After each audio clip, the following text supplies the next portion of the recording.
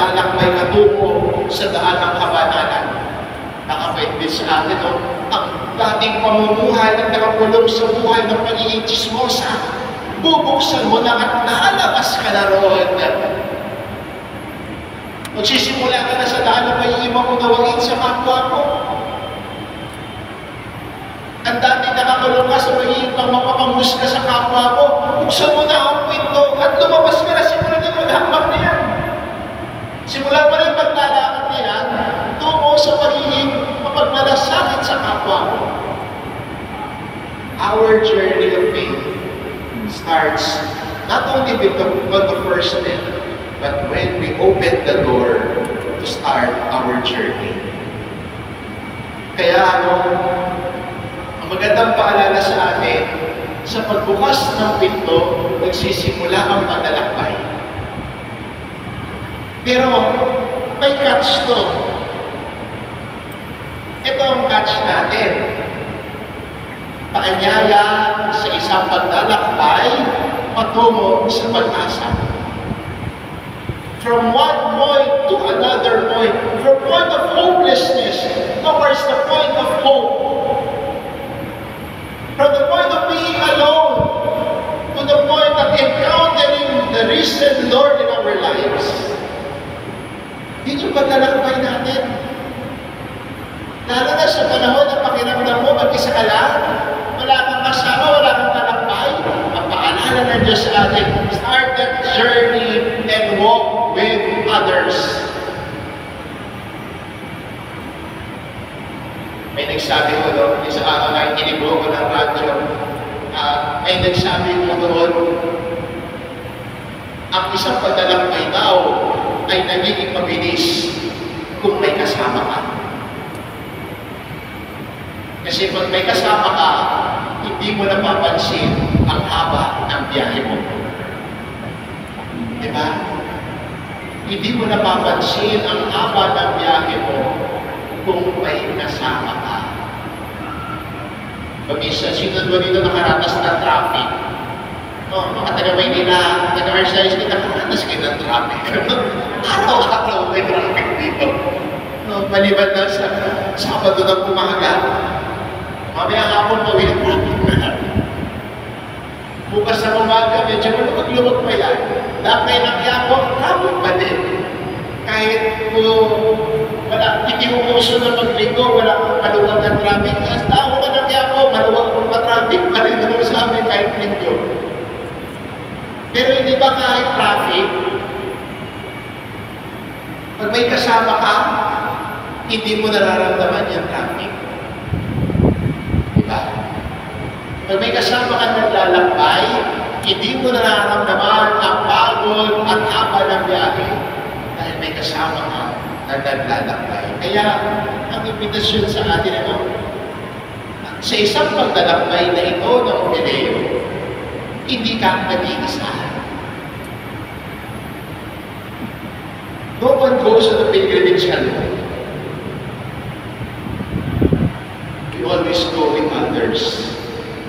Yung pagpunta nyo dito, yung pag-pilgrimage natin patungo dito, naglakbay tayong magkakasama. Ako din naman, nag-yako din ako eh. Nag-intry ko kung wala kaya ako agad dito. It started with a journey. I had to open the buksan ang pinto ng kwarto ko para lumabas. Buksan ang pinto ng kumbento para lumabas. Pumunta rito. Nagbubukas ng pinto, magsisimula ng paglalakad. Pero sa paglalakbay natin, hindi tayo nag-iisa. Malapit lang ito.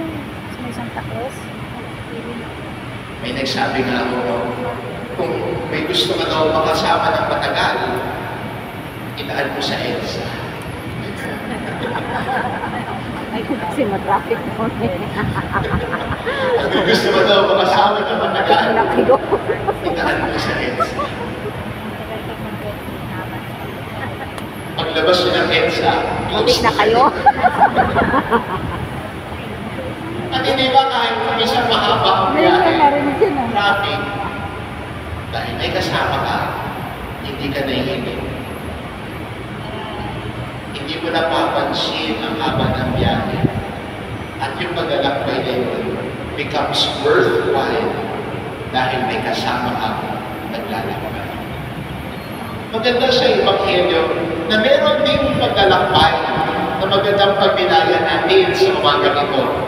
At yung paglalakbay na ito, nagsimula ang paglalakbay sa pagiging malungkot. Malungkot yung paglalakbay na yun. Bakit? Kung babalikan natin ang kwento ng paglalakbay ng dalawang alagad patungong Emmaus, sila ay naglalakbay. Hindi sila masaya naglalakbay. Ano ang itsura nila? Hindi maipinta.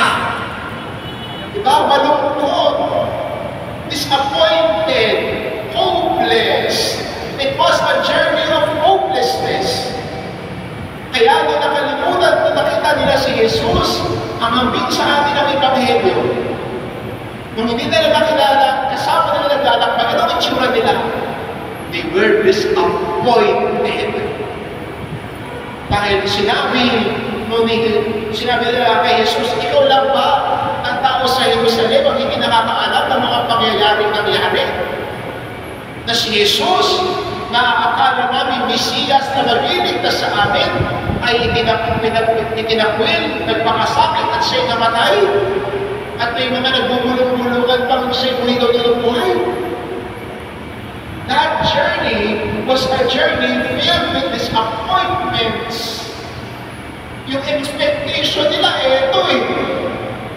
But when Christ died, parang gumuwan lang. Para nawawala sila at naliligaw.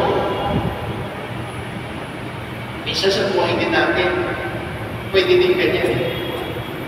Our journey could also be a journey filled with hopelessness and disappointments.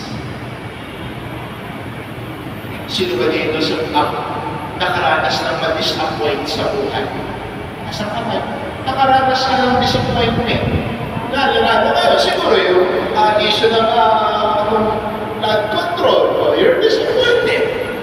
Iba siguro pumunta sa People Power Monument noong 21. Pero pa dito pumunta sa Luneta. Sa wala dito sa inyo, pumunta sa Medjola. Oo, totoo yan. Mas maganda pa kung sa Amerika. Diba? Ito, may sa akin matagal na bridge. At times in life, yes, we experience disappointment. We experience hopelessness. But remember, you are not alone in your journey. Narating daw kasi ang panahon. Ano dito? There is a Lord. Meron pang reliyon. Si Jesus na muling nabuhay ang kalakbay natin at kasama natin sa paglalakbay natin. At maganda makita, kasama ba nila si Jesus nagsimula sila sa paglalakbay? Hindi. Nakakasalubong nila si Jesus. Sinamahan sila sa gitna ng paglalakbay nila. Kaya sa buhay din natin, bilang Kristiyano, kasama natin si Jesus na sinasalubong tayo sa gitna ng ating paglalakbay. Si Jesus na muling nabuhay, sinasamahan tayo. Kahit na may disappointments, kahit na may pinagdadaanan tayo, kahit na minsan may kalungkutan tayo bitbit at dala, si Jesus ang kasama natin at kalakbay natin. Amen. At minsan, hindi natin napapansin si Jesus. Kaya diba, yung kwento ng dalawang alagad, hindi nila nakilala si Jesus. Akala nila isang kapwa nila naglalakbay. Nung tinanong, kaya nakasalubong sila ni Jesus, ang sabi nila, ikaw na lang ba ang hindi nakakaalam? Siguro sa lingwahe natin ngayon, sasabihin natin, hindi ka pa ba-updated? Hindi ka pa ba-updated sa mga nangyari? Pero, si Jesus, habang naglalakbay sila, pinaliwanag sa kanila ang ang salita ng Diyos.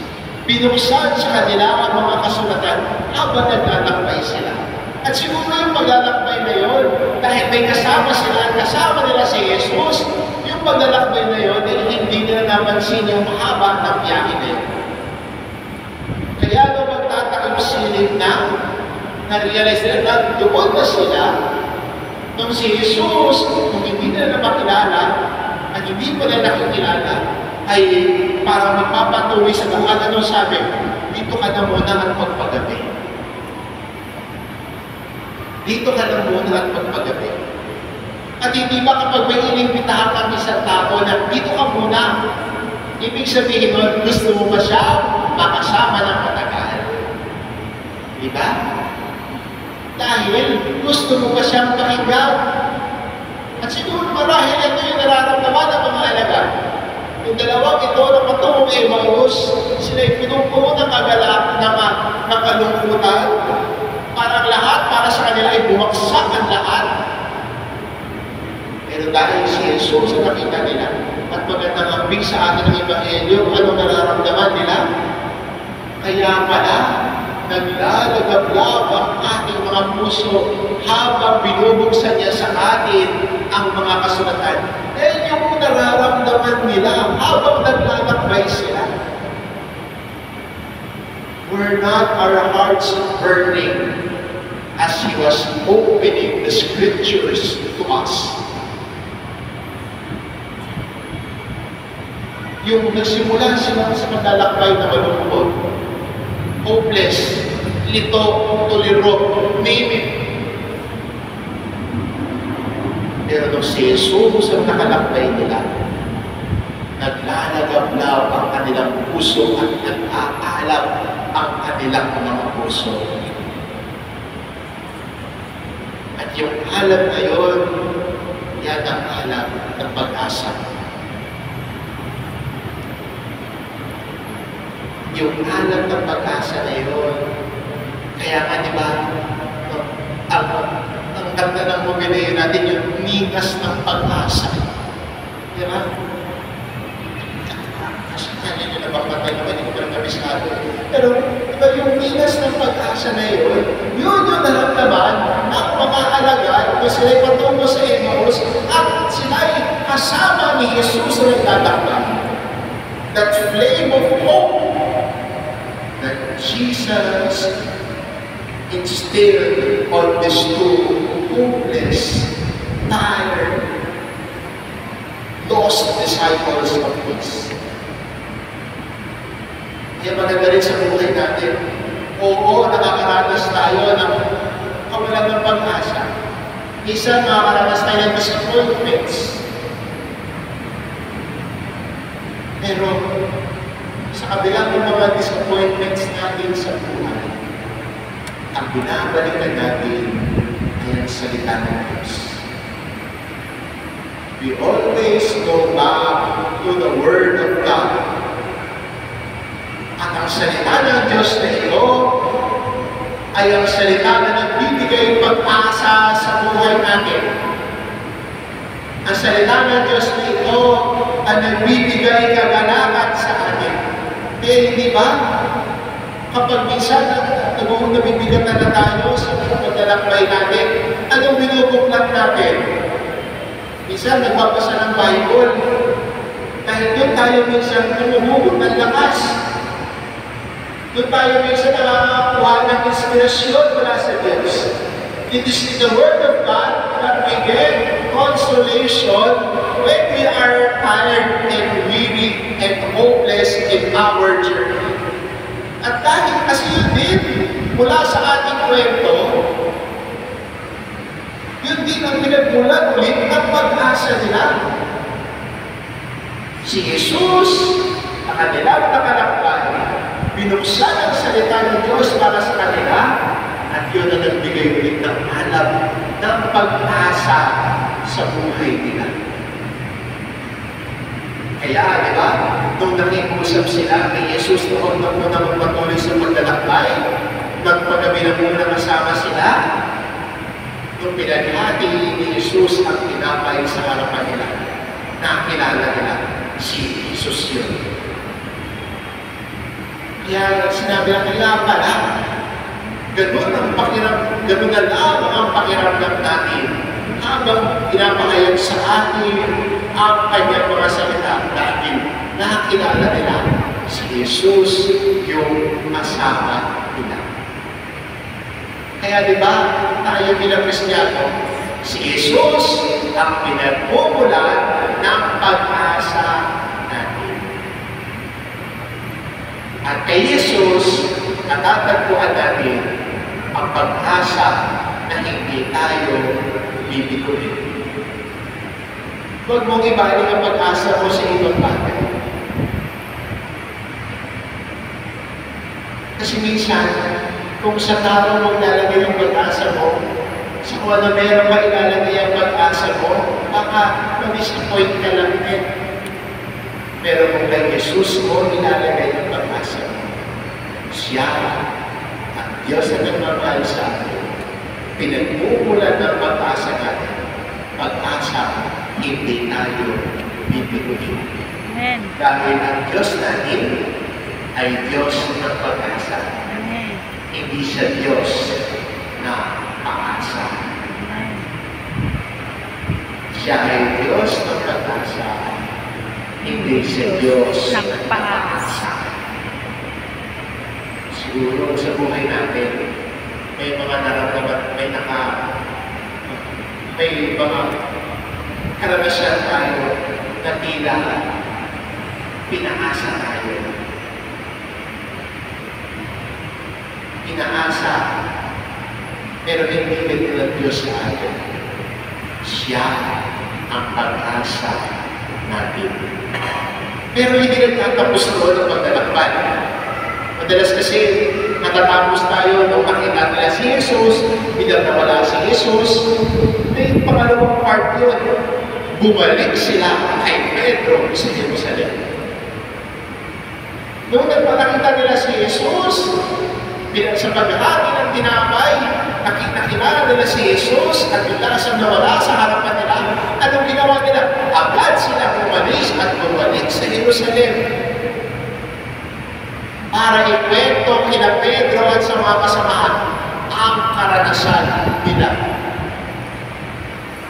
Kaya maganda rin sa atin, no, bilang mga mother partner, that we first encountered Christ. Una-una natin sanang makasama si Jesus, makilala si Jesus na Diyos ng ating pag-asa. And when we encounter Christ, who is our hope, we now share that hope that we experienced. Yung pag-asa kasi hindi lang para sa iyo yan. Hindi lang para sa atin yan.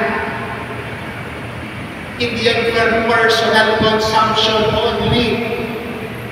But hope is what grows when we share it to others. Dahil kamo sa panahon na yun, marami yung nawawala ng pag-asa. Kaya ako, pinili ng ating nakaraan sa Papa, si Papa Francisco, na maging tema ng paglalakbay natin sa Jubileo ito ay ang tema ng pag-asa. Dahil sabi niya, I chose hope as the theme for this Jubilee because we are facing a world and many right now are hopeless in life.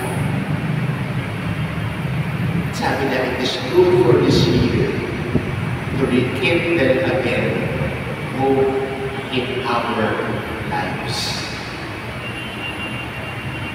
Makita mo yun, masumpuan mo na laging may pag-asa sa buhay natin. Amen. Sabihin mo nga sa katabi, may pag-asa. May pag-asa. Pagkati natin nakilala at nakita ang pag-asa na ito. Si Jesus, ang muling nabuhay, yung binabahagi ni natin Ano naman dun mas ngayon? Sabado ang man. pag-asa na ito. Kaya, tulad ng dalawang alaga, nung nakilala kita nila si Jesus, binahagi nila ang kwento ng pag-asa na yun sa mga alaga. Isipin niyo yung pakiramdam nila. Akala nila lahat tapos na, wala na. Talo na. Pero nung binahagi nila ang karanasan nila, ito din ang nagbigay pag-asa sa mga anak nila at kasama nila. Si Jesus ay buhay siya, nakita namin siya. Nakita-kilala namin siya, nung natin ay tinabay, nakasama namin siya sa paglalakbay, na kami pagod na pagod at nawawala ng pag-asa. Nakita namin si Jesus. Sana ito din ang sinasabi namin bilang mga MPG. Hindi natin sinasabi, ay, alam mo, nakita ako. Si ganito, yung boss niya, biniberienda.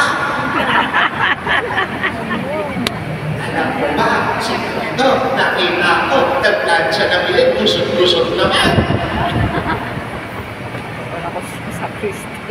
Ay, alam mo, pag nagpaplansya tayo, si Sister Gato, hindi naman naglilinis siya, nagbiberienda lang eh. Sana hindi na yung kinikwento natin eh.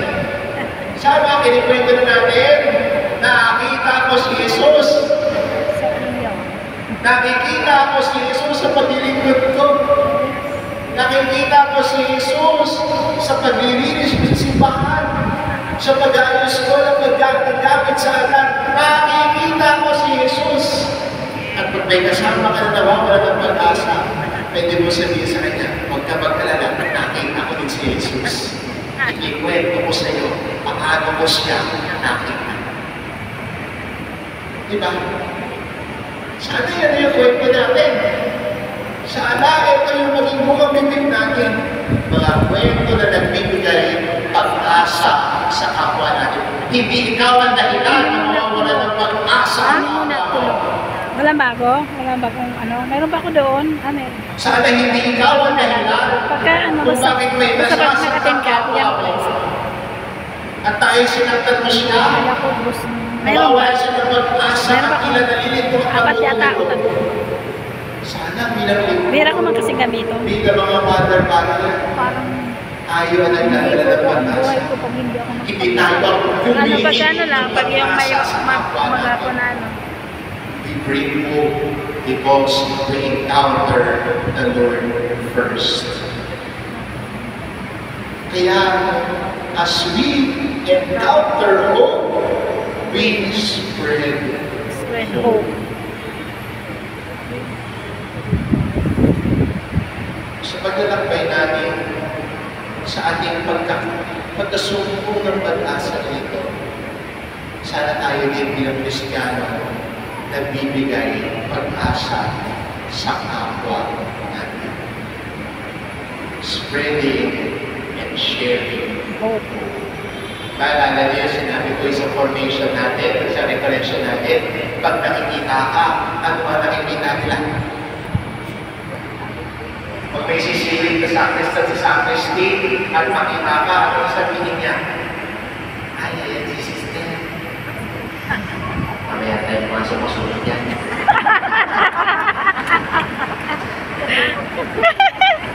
Ipapasok na bibig ng TMHC. Sino na sacristy? Ay, si sister. Ismok sa yan, kaya mamaya.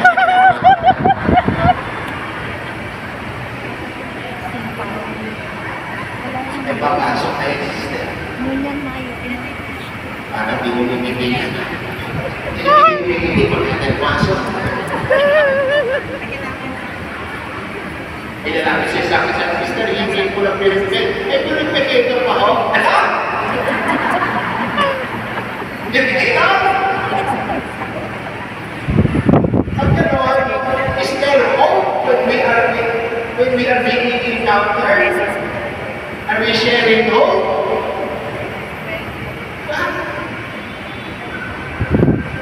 Kaya rin siya magandang tapik-tapik din sa atin, no? Paalala. No? Ako bilang isang naglilingkod, pag nakikita ba nila ako, what do they see? At sana, pag may papasok sa sacristy, makikita ka, ay, sino na si sacristy? Si sister. Ay, sige, pasok tayo. Mabait naman yan.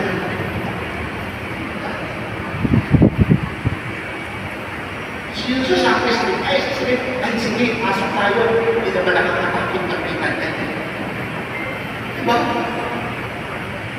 At least alin nyo sa inyo mga mother partner, yung mga sakristan, lagi kayo kasama. Lagi kayo nakatulong balag. Malay nyo mula sa inyo, may isang sakristan sa parokya ninyo na mag-iisip Pare. kaya. Yes! Diba? Amen! Kasi dahil yung tama na ako.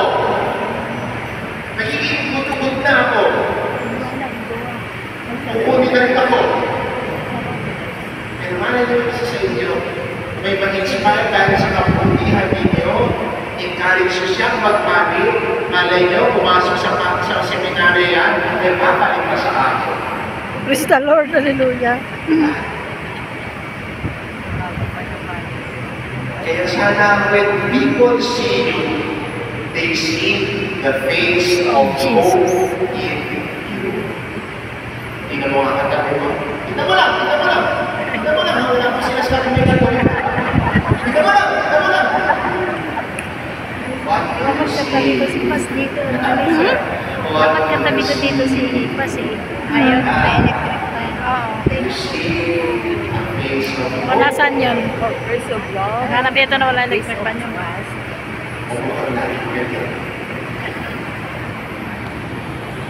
Do you see the face of hope? Do you see the face of encouragement? At sa totoo lang, what does hope also do to us? Hope that heals. Ang pag-asa ay nagbibigay pagkilo sa mga sulat. May kanya-kanya tayong sulat. Sino ba dito walang sulat? Di ba? Lahat tayo may sulat, lahat tayo may pinagdaanan, lahat tayo may problema. Sino dito walang problema? Taas ang kamay! Walang problema, walang problema. Taas ang kamay, going once. Wala naman, di ba? Lahat tayo may problema. Lahat tayo may pinagdadaanan.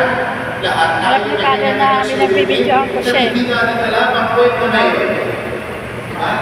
Alam niya Hindi natin alam alam niya binibidyo ko siya. Alam niya binibidyo Alam mo ko bang siya. Yung topic niya kasi maganda eh.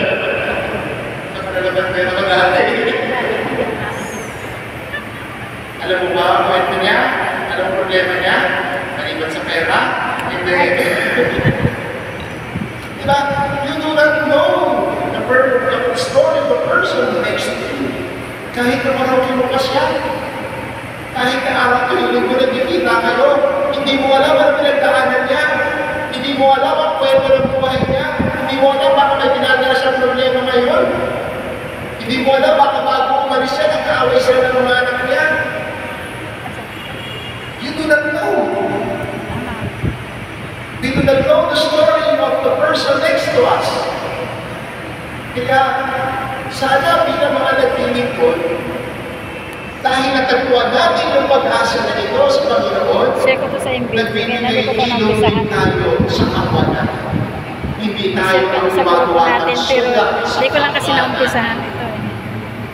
Tayo ang nagbibigay pag-ilong because hope heals a person.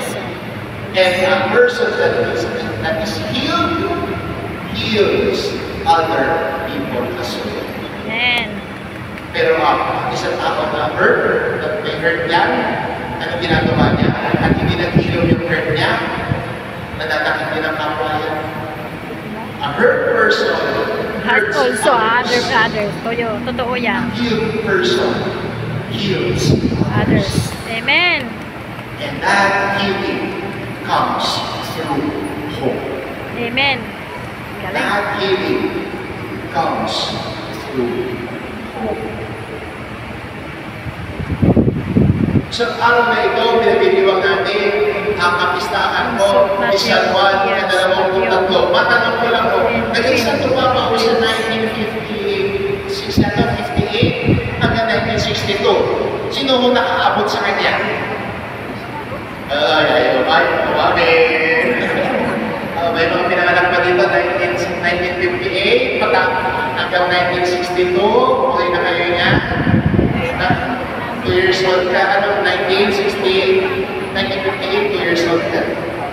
1960, na pinanganak si Dad.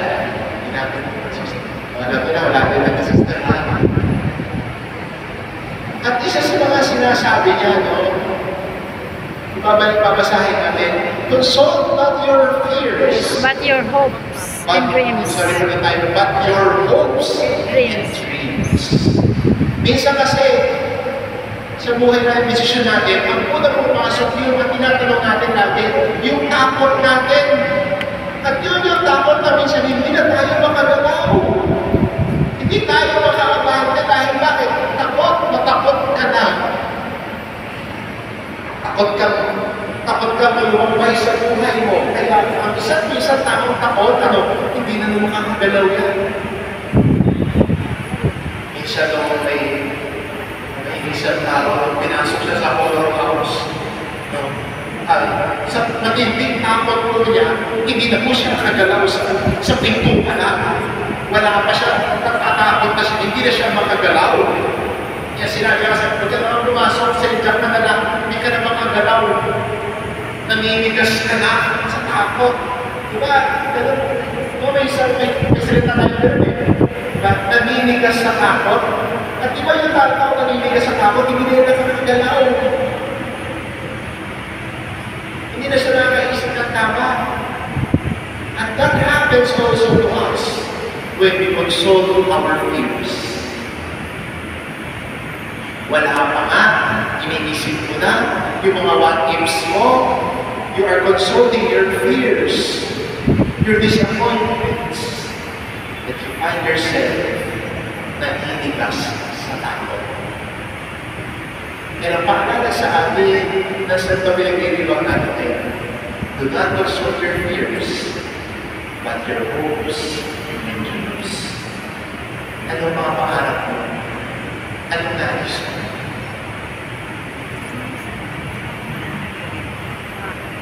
Anong pinaka-akas sa pag-asa mo? At yan ang pag-asa namin bilang mga nagtitipod sa simbahan.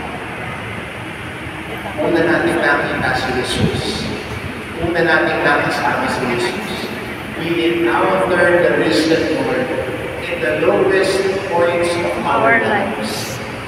When we are taking that journey that is filled with disappointments, feeling of being lost, it is the risen Lord who walks with us. Si Jesus na muling nabuhay, kasama natin ng tataplan. Sa pagbubukas niya ng kanyang salita, nagbibigay pag-asa ito sa ating lahat.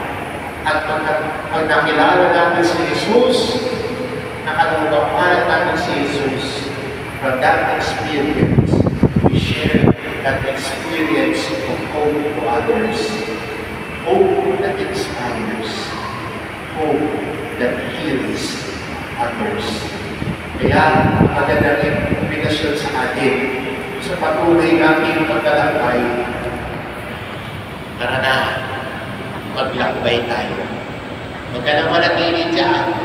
Huwag ka na manatili nakakulong. Buksan mo ang pinto. Simulan mo ang paglalakbay. Simulan mo ang paglalakad. Hindi ka nag-iisa sa paglalakbay. Manalangin tayo sa panalangin ng Espiritu Santo. Amen. Panginoon, maraming salamat sa pagkakataong ito ng paglalakbay namin sa jubileo ito. Gawa, Panginoon, sa jubileo iniiwang namin ng jubileo ng pag-asa ay makilala ka namin ang aming pag-asa na hindi kailan kami ibigin. Kayo po ang Diyos na muling nabuhay. At sa inyong muling pagkabuhay, kayo po ang nagbibigay pag-asa sa amin. Lalo na sa mga panahon na napanghihinaan kami, nawawala kami ng lakas na loob. Minsan ay tinatamad na kami maglingkod sa iyo.